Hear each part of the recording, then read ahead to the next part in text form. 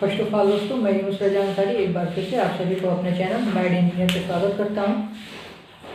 इससे पहले जो वीडियो हमने बनाया था उसमें मैंने आपको इलेक्ट्रिकल इंजीनियरिंग के एक सब्जेक्ट ड्राइंग के बारे में बताया था, जिसमें हमने आपको बताया था कि टोटल 7 चैप्टर हैं, सातों का नाम बताया था और मैंने बारी बारी से बताया था कि किस चैप्टर में क्या क्या पढ़ना है आपको। तो मैंने आपको बताया था कि किस चैप्टर में क्या क्या पढ़ना है आपको, और आज हम उसी में से एक चैप्टर अर्थिंग के बारे में पढ़ने वाले हैं। तो सबसे पहले हम बात करेंगे अर्थिंग के डिफिनीशन की। तो अर्थिंग का डिफिनीशन कुछ इस प्रकार से है: earthing is a process in which we connect a non current carrying part with earth through a small resistive wire are known as earthing. यहाँ पे मैंने अर्थिंग का डिफिनीशन भी लिखा है। Earthing is the process in which we connect the non current carrying part with earth by the help of small resistive wire are known as earthing. इसका मतलब है कि नो करेंट कैरिंग पार्ट को एक small resistive wire के द्वारा अर्थ से connect करने की प्रक्रिया ही हमारी क्या कहलाती है? अर्थिंग कहलाती है। ठीक है, तो हमने अर्थिंग के डिफिनीशन के बारे में पढ़ा कि अर्थिंग का डिफिनीशन क्या होता है। आपको अलग अलग बुक में अलग अलग डिफिनीशन मिल जाएगा। ये जो मेरा डिफिनीशन है मैंने खुद से बनाया है, ये समझने के लिए कि अर्थिंग होता क्या है। आप इसको भी लिख सकते हैं, बुक वाला भी लिख सकते हैं। आपका दोनों में से कोई भी आपका जो है वो गलत नहीं होगा, दोनों सही है। बाकी जो आपको अच्छा लगे, जो आपको सही लगे, जो इजी लगे आप वो लिख सकते हैं। ये जो मेरा डिफिनीशन है ये मैंने समझने के लिए बनाया है कि आपको आसानी से समझ में आए। तो मैंने आपको बताया कि अर्थिंग एक प्रकार की वह प्रक्रिया है जिसमें हम नॉन करेंट कैरिंग पार्ट को अर्थ से कनेक्ट करते हैं एक स्मॉल रेजिस्टिव वायर द्वारा। ठीक है, अब नॉन करेंट कैरिंग पार्ट क्या होता है? नॉन करेंट कैरिंग पार्ट वह पार्ट होता है जिसमें कि करंट को फ्लो नहीं होना चाहिए और किसी फॉल्ट के कारण उसमें करंट फ्लो होने लगती है, उसी को हमको क्या बोलते हैं? नॉन करेंट कैरिंग पार्ट बोलते हैं। और उसमें अगर करंट फ्लो हो रही है किसी फॉल्ट के द्वारा तो आपको इलेक्ट्रिक शॉक लग सकता है। तो उस शॉक से बचने के लिए कि हमको शॉक ना लगे यानी कि झटका ना लगे, उससे बचने के लिए हम अर्थिंग का उपयोग करते हैं, यानी कि उसके बॉडी को एक स्मॉल रेजिस्टिव वायर द्वारा, एक वायर द्वारा अर्थ से कनेक्ट कर देते हैं। जो भी आपका करंट उसके बॉडी में स्टोर हुआ रहता है वो आपके बॉडी में न आ करके, मतलब कि ह्यूमन बॉडी को झटका न दे करके अर्थ में चला जाता है। यानी कि क्यों चला जाता है? अर्थ का जो रेजिस्टेंस होता है वो 0 होता है, हमारे बॉडी का जो रेजिस्टेंस होता है वो अर्थ की तुलना में कुछ ज़्यादा होता है, और जो वायर लिए हैं वायर का भी जो रेजिस्टेंस है वो भी हमारे बॉडी की तुलना में कम रहता है। यानी कि करंट की जो प्रॉपर्टी होती है वो ये होती है कि हमारा जो करंट है वो कम रेजिस्टेंस की तरफ फ्लो होता है, यानी कि ज़्यादा रेजिस्टेंस की तरफ फ्लो नहीं होता। जिधर की तरफ रेजिस्टेंस कम रहेगा उधर की तरफ ज़्यादा है। तो हमारा जो बॉडी है उसका रेजिस्टेंस ज़्यादा है और उसका रेजिस्टेंस कम है, तो हमारे बॉडी में करंट ना आ करके सारी की सारी करंट अर्थ में चली जाती है। इस प्रकार से हम शॉक से बच जाते हैं। अब हम बात करेंगे उसके एडवांटेज के बारे में। ये वीडियो जो है ये मैं कुछ ज़्यादा लंबा नहीं बना रहा हूँ, छोटा ही बना रहा हूँ क्योंकि समझने में थोड़ा सा इजी होगा। आपको जो भी न समझ में आए आप कमेंट करें। उसके बाद से मेरा नंबर भी है, मैं डिस्क्रिप्शन में दे दूँगा, आप डायरेक्ट मुझसे कांटेक्ट कर सकते हैं। मैं आपकी एकदम सारी प्रॉब्लम को दूर करने की कोशिश करूँगा।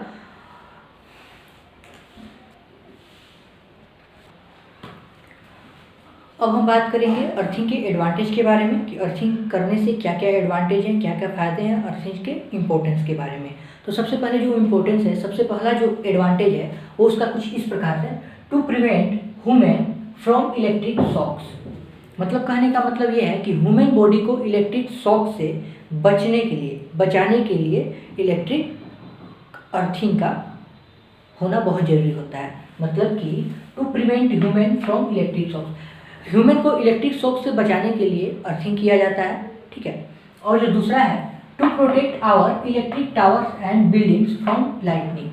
हमारी जो बड़ी बड़ी बिल्डिंग्स होती हैं, जो हमारे इलेक्ट्रिक टावर्स होते हैं जिस पे ट्रांसमिशन डिस्ट्रीब्यूशन किए जाते हैं, या फिर जो आपका इलेक्ट्रिक पोल होता है, उन सबको लाइटनिंग से बचाने के लिए, जो आकाशीय बिजली होती है उससे बचाने के लिए अर्थिंग का होना बहुत ज़रूरी होता है। और तीसरा है to avoid risk of fire due to earth leakage current through unwanted path.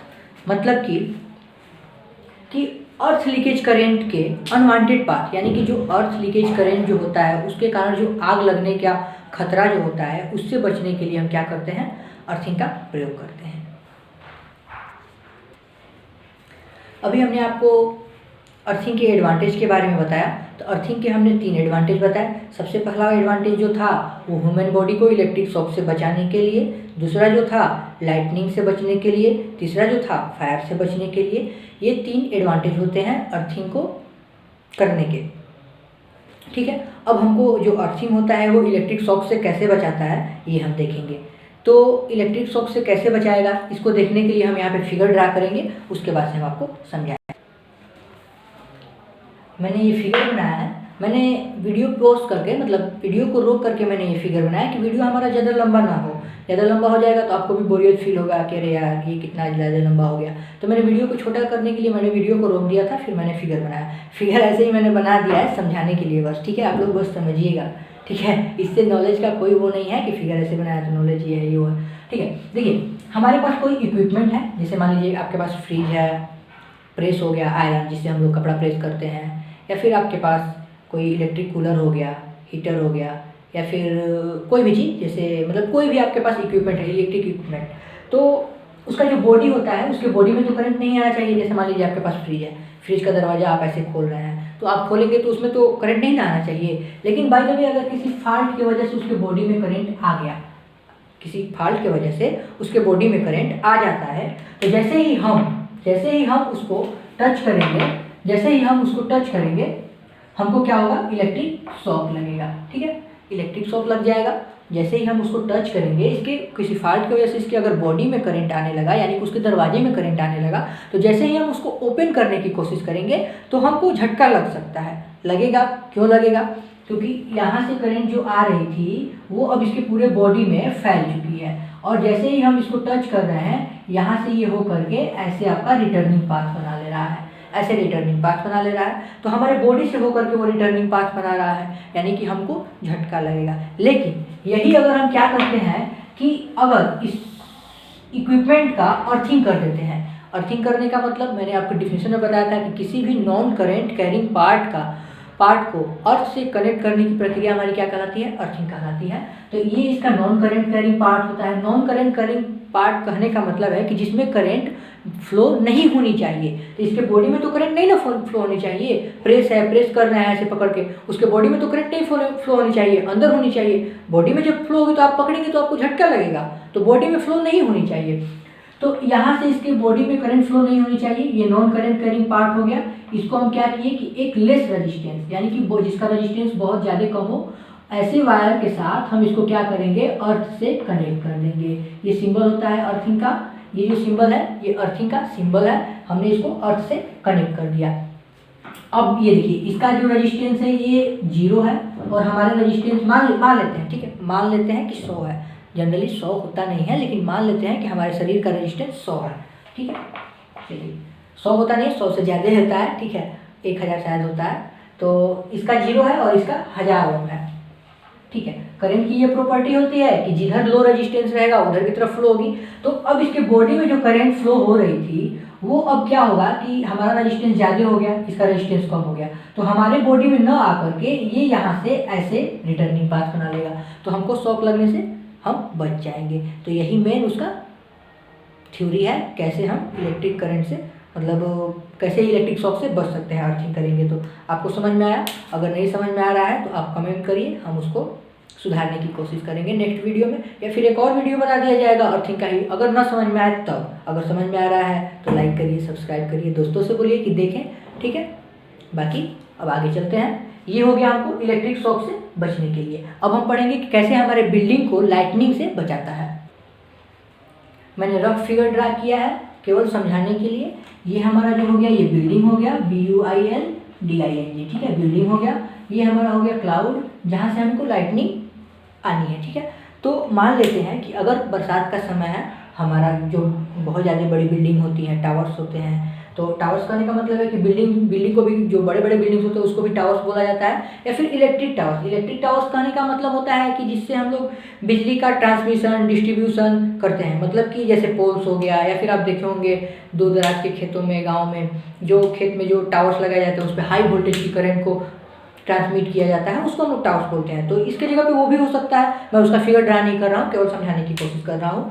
तो मान लेते हैं कि अगर यहाँ से लाइटनिंग हुआ। लाइटनिंग क्या है? लाइटनिंग एक प्रकार का चार्ज है, वो डिस्चार्ज होने के लिए कोई भी बॉडी को ढूंढता है। तो अर्थ का रेजिस्टेंस जो, अर्थ का मतलब चार्ज जो है वो न्यूट्रल होता है, मतलब कि उसका चार्ज जीरो होता है। तो जनरली वो डिस्चार्ज होने के लिए जीरो की तरफ आता है, मतलब कि अर्थ की तरफ आता है। अर्थ की तरफ जैसे ही आएगा, बीच में उसको ये बिल्डिंग मिलेगी, बिल्डिंग पे वो स्ट्राइक कर जाएगा। स्ट्राइक करने का मतलब है कि गिर जाएगा। जैसे ही बिल्डिंग पे गिरेगा, बिल्डिंग को या तो जला देगा या फिर जितने लोग इसमें रहेंगे सबको इफेक्ट करेगा, सबको शॉक लगेगा, तो कुछ ना कुछ प्रॉब्लम होगा। तो इन सब प्रॉब्लम से बचने के लिए हम क्या करते हैं कि इस बिल्डिंग की, मतलब कि इस बिल्डिंग का अर्थिंग कर देते हैं, या फिर यहाँ पे एक अर्थिंग टावर लगा देते हैं। टावर को हम क्या करते हैं, यहाँ पे अर्थ से कनेक्ट कर देते हैं। ठीक है, ये हमारा हो गया टावर, इसको हम अर्थ से कनेक्ट कर दिए। अब जैसे ही बिजली आएगी, जैसे ही बिजली आएगी, वो इस पे गिरने से पहले इस पे गिरेगी। इस पे इसलिए गिरेगी क्योंकि इसका रेजिस्टेंस कम होगा और ये डायरेक्ट अर्थ से जुड़ा हुआ है। ठीक है, तो इस पे जैसे ही गिरेगी, ये सारी की सारी चार्ज को, सारे के सारे चार्ज को अर्थ में डिस्चार्ज कर देगा, यानी कि अर्थ में भेज देगा। हमारा जो बिल्डिंग होगा वो बच जाएगा, जलने से या फिर शॉक से बच जाएगा। तो इस प्रकार से ये उसको कंट्रोल करता है। तो ये हमारे एडवांटेज हो गए। अब हम पढ़ेंगे कि अर्थिंग करने के कितने नियम होते हैं, मतलब कि कहाँ पे अर्थिंग करनी चाहिए, अर्थिंग करने के लिए ज़मीन की रेजिस्टेंस कितना होना चाहिए, आपका जो दीवार है, दीवार से कितने दूर पे इलेक्ट्रोड को लगाना चाहिए, या फिर और भी सारे, कितना mm का तार यूज करना चाहिए, पतला तार यूज करना चाहिए, मोटा तार यूज करना चाहिए। तो अब सब हम बताएंगे, बारी बारी से एक एक करके चलते हैं। तो दोस्तों हम सबसे पहले बात करेंगे कि नियम बनाते कौन है। नियम तो हम और आप बनाएंगे नहीं, तो उसके लिए एक संस्था का मतलब फॉर्मेशन किया गया, एक संस्था को बनाया गया, जिसे हम लोग भारतीय मानक संस्था ऐसे कहते हैं। तो मतलब इंडियन इलेक्ट्रिकल रूल, ये IE रूल, उसको हम लोग बोलते हैं IE रूल। IE रूल बनाया गया। तो IE रूल ये कहता है कि आपका जो अर्थिंग है, अर्थिंग इलेक्ट्रोड आपके जो घर का मतलब जो आखिरी दीवार है उससे कितना दूर होना चाहिए। ठीक है, तो IE रूल के अकॉर्डिंग, यानी कि इंडियन इलेक्ट्रिकल रूल के अकॉर्डिंग, जो आपका इलेक्ट्रोड होना चाहिए वो आपके घर के आखिरी दीवार से 1.5 मीटर की दूरी पे होना चाहिए। इसको आप नोट करते चलेंगे। ठीक है, ये बहुत ज़्यादा इंपॉर्टेंट है।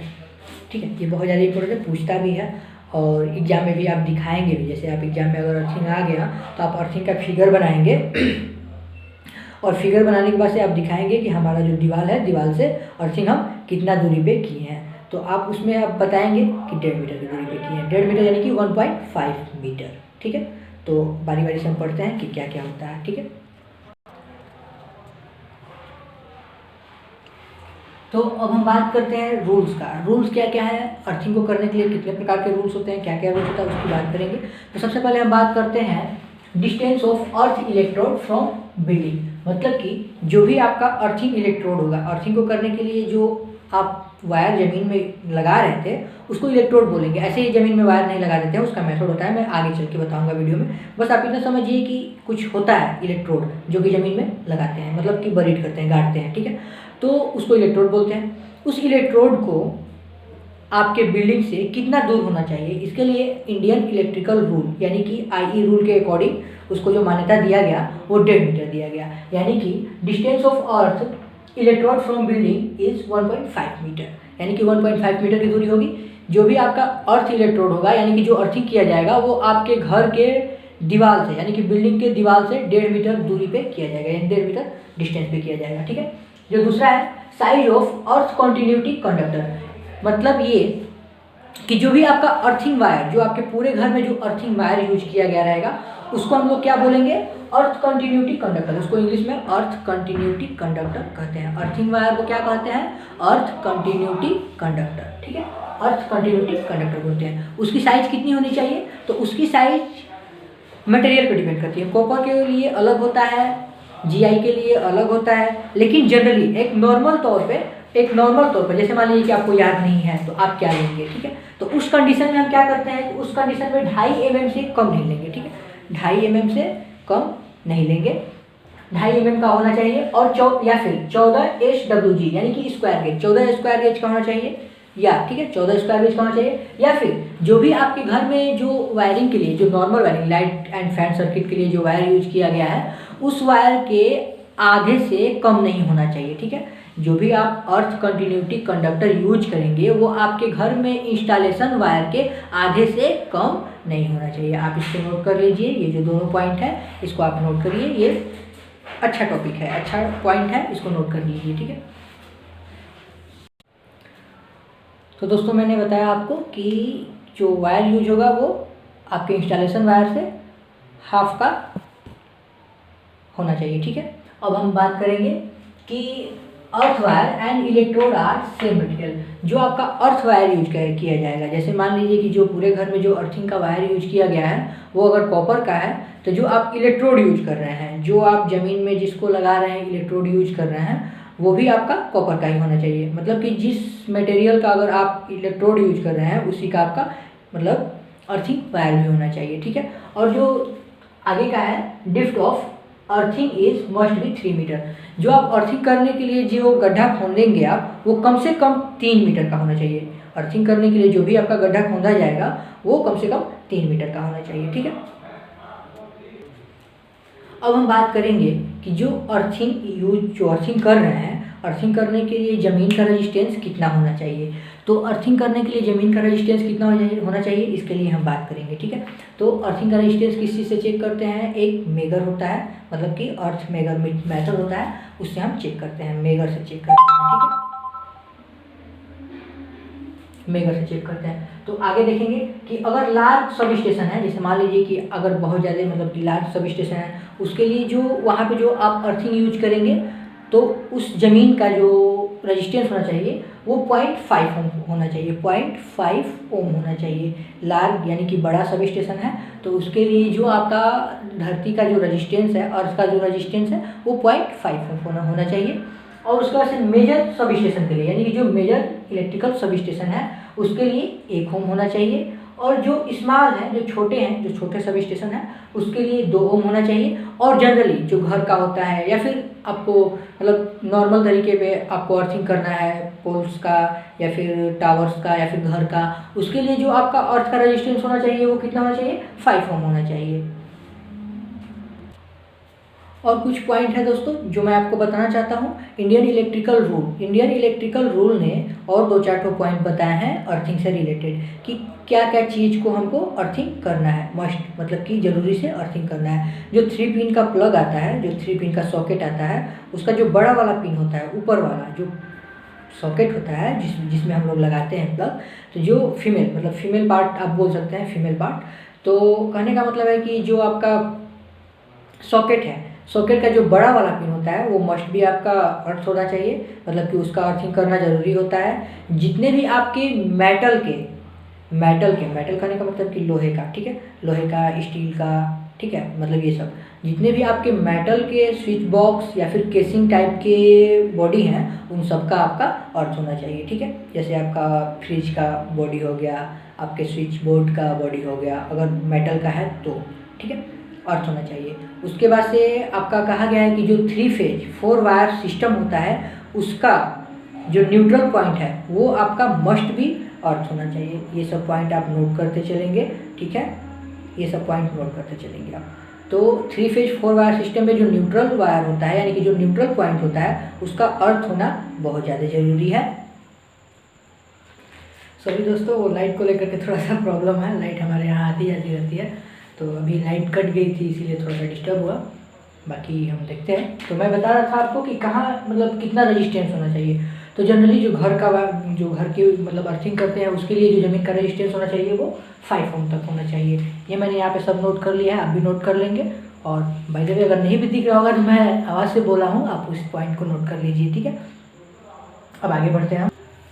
तो दोस्तों मैंने अभी आपको बताया कि कैसे मतलब ज़मीन का मतलब जो भी आपका अर्थ का जो रेजिस्टेंस होना चाहिए वो कितना होना चाहिए किस अर्थिंग के लिए। अब हम बात करेंगे कि जो आपकी जो अर्थ का जो रेजिस्टेंस है वो किन किन फैक्टर्स पे डिपेंड करता है।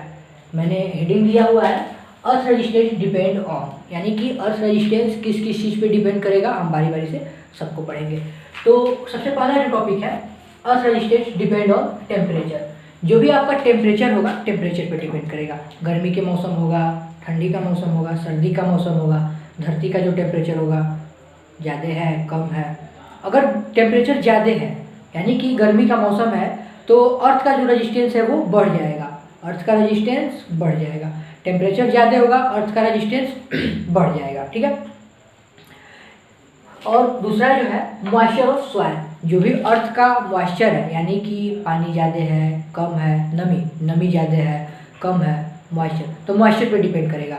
जितना कम मॉइस्चर उतने ज़्यादा रेजिस्टेंस। अगर मॉइस्चर कम होगा रेजिस्टेंस ज़्यादा होगा, मॉइस्चर ज़्यादा होगा रेजिस्टेंस कम होगा। इन्वर्सली प्रोपोर्शनल का रिलेशन है, ठीक है। आप इन सब पॉइंट को नोट करते चलेंगे और मैं आगे एक एक करके बताते चल रहा हूँ। उसके बाद से तीसरा point, size of earth electrode. जो भी आपका अर्थ इलेक्ट्रोड का साइज है उस पर डिपेंड करेगा। जो भी आपका अर्थ का रेजिस्टेंस होगा, मतलब जो अर्थिंग रेजिस्टेंस है, वो डिपेंड करेगा अर्थ इलेक्ट्रोड के साइज पे। अगर अर्थ इलेक्ट्रोड का साइज ज़्यादा है तो रेजिस्टेंस कम होगा, और अगर कम है तो आपका ज़्यादा होगा, ठीक है।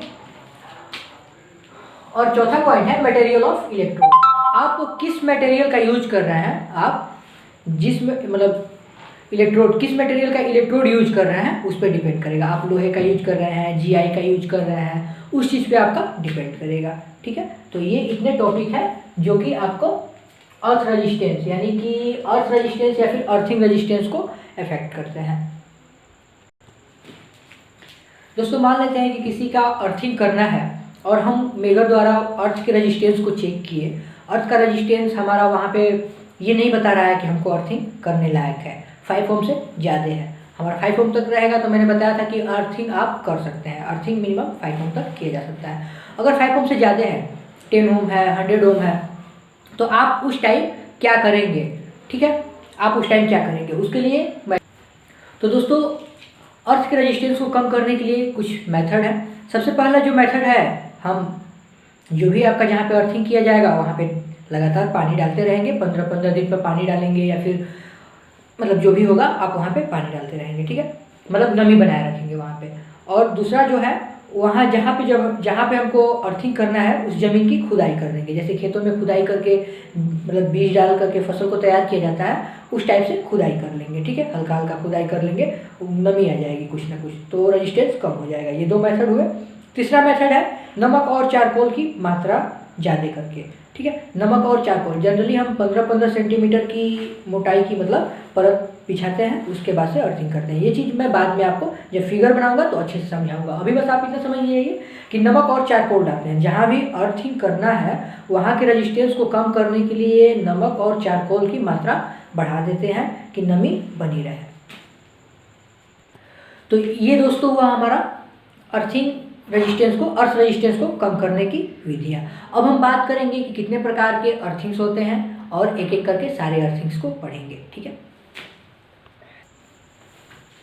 दोस्तों मैं बार बार वीडियो को रोक के और बोर्ड पे लिख दे रहा हूँ कि वीडियो हमारा शॉर्ट से शॉर्ट बने, मतलब कि छोटा बने, आपको ज़्यादा बोरिंग फील ना हो। क्योंकि अगर लिखने लगूंगा तो थोड़ा सा टाइम लग जाएगा, तो आप भी सोचेंगे कि ज़्यादा बोरिंग होगा, आप भी वीडियो भगा भगा के देखने लगेंगे तो थोड़ा सा अच्छा नहीं लगेगा।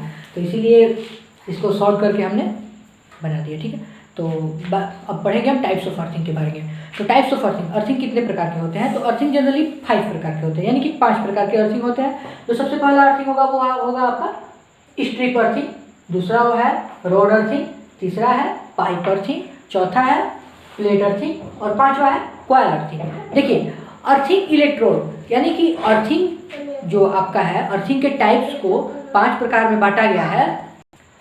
हाँ तो दोस्तों मैं बात कर रहा था अर्थिंग के टाइप्स के बारे में। तो अर्थिंग के टाइप्स मैंने बताया कि 5 प्रकार के होते हैं, सबके नाम्स भी यहाँ पे लिख दिए हैं और बता भी दिया है। तो अब हम बात करते हैं कि अर्थिंग का जो प्रकार है वो किस बेसिस पे बांटा गया है। जो आपका इलेक्ट्रोड यूज कर रहे हैं, जो अर्थिंग होता है, अर्थिंग में जो आपका इलेक्ट्रोड यूज करते हैं, इलेक्ट्रोड जिस प्रकार का इलेक्ट्रोड यूज किया जाएगा उसका नाम भी उसी पे होगा, उस अर्थिंग का नाम भी उसी के ऊपर होगा। अगर हम स्ट्रिप का यूज कर रहे हैं इलेक्ट्रोड के रूप में, अगर हम स्ट्रिप का यूज कर रहे हैं तो उस अर्थिंग का नाम स्ट्रिप अर्थिंग हो जाएगा। अगर प्लेट का यूज कर रहे हैं तो प्लेट अर्थिंग यूज हो जाएगा, रॉड का यूज कर रहे हैं तो रॉड अर्थिंग हो जाएगा, और कॉइल का यूज करें तो कॉइल हो जाएगा। ऐसे ही बाकी सबका हो जाएगा, ठीक है। तो 5 प्रकार के अर्थिंग होते हैं। सबसे पहला होता है strip earthing, rod earthing, pipe earthing, plate earthing and coil earthing. इसको आप लिख लेंगे, ठीक है। और अब हम पढ़ेंगे कि स्ट्रिप अर्थिंग क्या होता है, रॉड अर्थिंग क्या होता है, पाइप अर्थिंग क्या होता है। मैंने अभी आपको बताया कि जिस टाइप का इलेक्ट्रोड यूज करेंगे उसका नाम उसी के आधार पे रखा जाएगा, ठीक है। हाँ तो दोस्तों हम बात कर रहे थे टाइप्स ऑफ अर्थिंग के बारे में। टाइप्स ऑफ अर्थिंग मैंने बता दिया था 5 प्रकार के होते हैं। अब हम पढ़ेंगे एक एक करके स्ट्रिप अर्थिंग। तो जब सबसे पहला होता है आपका स्ट्रिप अर्थिंग। तो स्ट्रिप का मतलब होता है कि पट्टी, चौड़ी चौड़ी पट्टियाँ होती हैं। आपने देखा होगा स्ट्रिप इतनी चौड़ी चौड़ी पट्टियाँ होंगी या इससे भी ज़्यादा चौड़ी पट्टियाँ हो सकती हैं, कुछ भी हो सकता है। तो अब हम देखते हैं, ठीक है। तो स्ट्रिप अर्थिंग के बारे में हमने बताया कि स्ट्रिप अर्थिंग वह अर्थिंग होता है जिसमें हम इलेक्ट्रोड के रूप में स्ट्रिप का यूज करते हैं। स्ट्रिप अर्थिंग को हम कभी कभी वायर अर्थिंग भी बोलते हैं। स्ट्रिप या फिर वायर, अगर स्ट्रिप यूज किया जाएगा तो स्ट्रिप अर्थिंग होगा, अगर वायर यूज किया जाएगा तो वायर अर्थिंग होगा, ठीक है। तो अब हम देखते हैं कि किस मटेरियल का अगर लेंगे तो कितना चौड़ा कितना लंबा हम लेते हैं, ठीक है।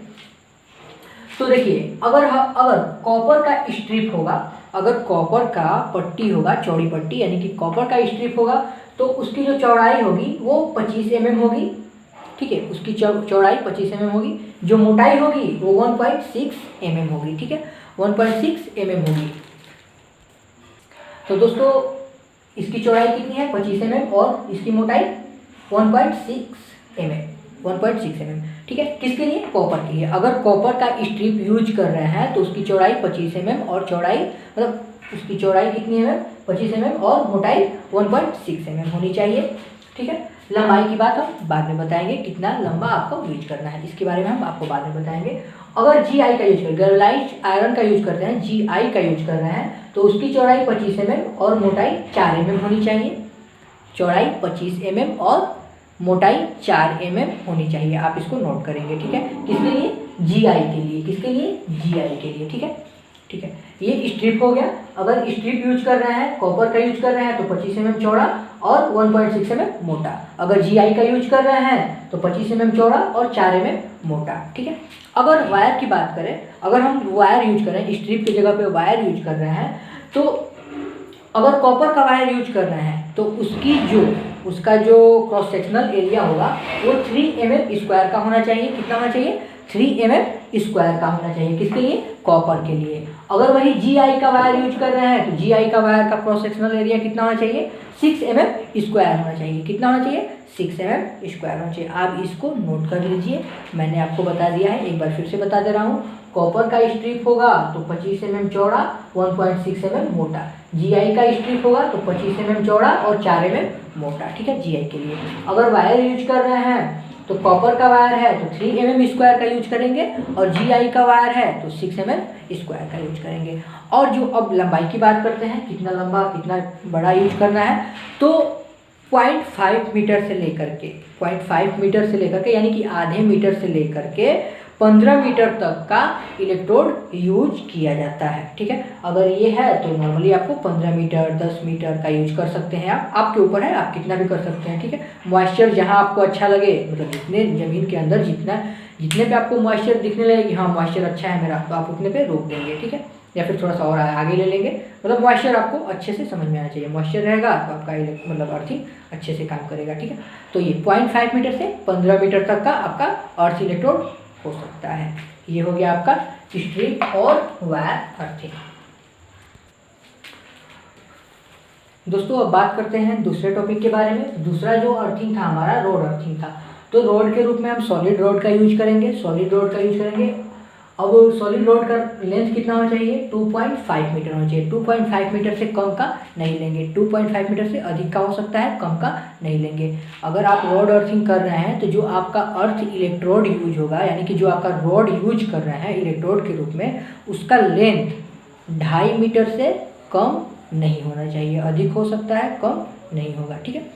अगर जो रोड है कॉपर का यूज कर रहे हैं तो उसका डायमीटर 12.5 mm होना चाहिए, कंपलसरी है। 12.5 mm होना चाहिए डायमीटर, ठीक है। अगर कॉपर का रोड यूज कर रहे हैं तो उसका डायमीटर 12.5 mm होना चाहिए, ठीक है, 12.5 mm होना चाहिए, सॉरी mm 12.5 mm होना चाहिए कॉपर के रोड के लिए, ठीक है। अगर वही GI का रोड यूज कर रहे हैं तो 16 mm होना चाहिए डायमीटर, ठीक है, डायमीटर उसका 16 mm होना चाहिए। एक बार फिर से, रोड अर्थिंग के लिए जो रोड यूज करेंगे उसका लेंथ 2.5 मीटर से कम नहीं होना चाहिए। अगर कॉपर का रोड यूज कर रहे हैं तो 12.5 mm से कम का डायमीटर नहीं होना चाहिए। अगर GI का यूज कर रहे हैं यानी कि गैल्वेनाइज्ड आयरन का यूज कर रहे हैं तो 16 mm से कम का डायमीटर नहीं होना चाहिए। ये आपके रॉड अर्थिंग के लिए हो गया, ठीक है। रॉड अर्थिंग का मतलब ये होता है कि जो आप अर्थ इलेक्ट्रोड यूज करेंगे वो रॉड यूज करेंगे। मैं अभी किसी का भी फिगर नहीं बना रहा हूँ, फिगर मैं नेक्स्ट वीडियो में बनाऊंगा और सबके लिए कॉमन फिगर होगा, बस आपको इलेक्ट्रोड चेंज करना होगा, ठीक है। इलेक्ट्रोड आप चेंज कर देंगे, सबका फिगर एक ही होगा। ये आपके पास एक ट्रिक है, ठीक है। मैं भी एक ट्रिक अपनाऊंगा वीडियो शॉर्ट करने के लिए, वीडियो छोटा बनाने के लिए ट्रिक अपनाऊंगा, सारे का एक फिगर बनाऊंगा और आप बस इलेक्ट्रोड चेंज कर देंगे, सबका फिगर वही होगा। इलेक्ट्रोड मतलब पाइप अर्थिंग के लिए, रॉड अर्थिंग के लिए, प्लेट अर्थिंग के लिए, स्ट्रिप अर्थिंग के लिए, सबके लिए सेम फिगर, केवल आप इलेक्ट्रोड चेंज करेंगे। तो ये टॉपिक समझ में आया। रॉड अर्थिंग के लिए आप क्या करेंगे, 2.5 मीटर का लेंथ होगा रॉड का।